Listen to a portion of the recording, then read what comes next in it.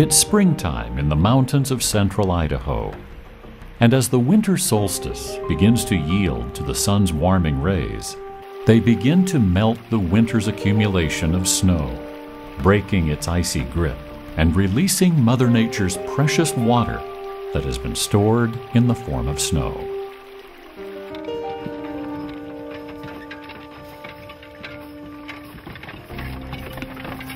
As early settlers pushed west, seeking new land, the Snake River became a magnet to those who saw its potential for unlocking the plateau's productive soils.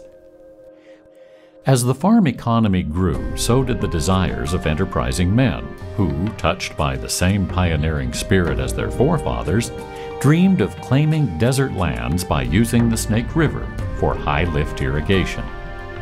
One such man was a well-respected car dealer, Morris Eckert, who in 1956 had a vision of diverting Salmon Falls Creek water near Hagerman and pumping it 317 feet up the canyon wall to the fertile desert soil west of Buell. When Dad and the people who are in the development phase of this project started in the spring of 1956, they had many miles of canal to build. In fact, the canal itself is, the initial canal was 15 miles long.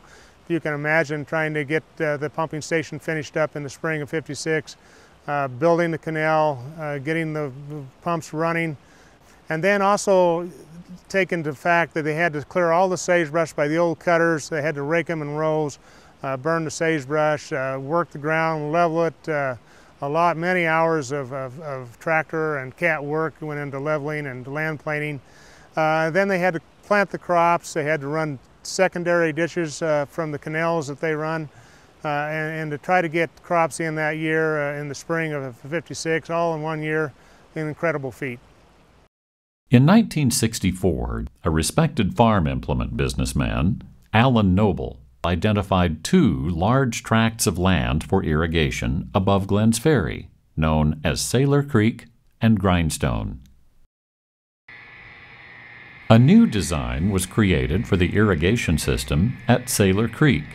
It featured a closed system that would lift the water 725 feet up the canyon, delivering it through 65 miles of pressurized main line to the farmer's field. By 1967, the largest desert land entry project, Bell Rapids, consisting of 25,600 acres, was ready to begin.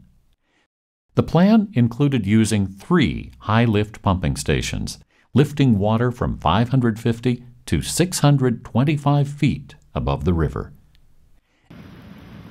By the mid-'80s, commodity prices dropped, and the agriculture economy was in a severe depression. Farm economists began to focus on Bell Rapids, forecasting that if any land would be forced out by increased pumping costs, it would be Bell Rapids first.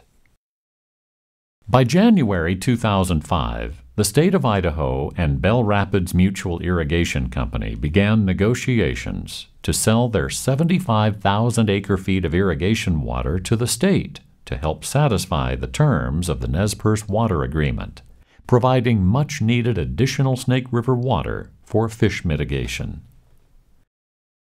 When I first met with Bruce Newcomb and Clive Strong, who was the attorney with the state of Idaho, I didn't think there was any way this was going to go. There was politics involved. There were government agencies from the state level to federal level, and I walked away from that meeting going, this is never going to happen. And I don't know what we're wasting our time for. And you know, Bruce Newcomb said, oh, I think it's going to happen. He says, we have to have the water. Everybody's on board. And he says, if you guys are willing, he says, I think it'll happen. And so that's kind of how we started, and we just went from there, you know, meeting to meeting, and eventually 6-8 months later, the thing happened. Looking back on high-lift pumping along the Snake River is like looking through the river's rearview mirror.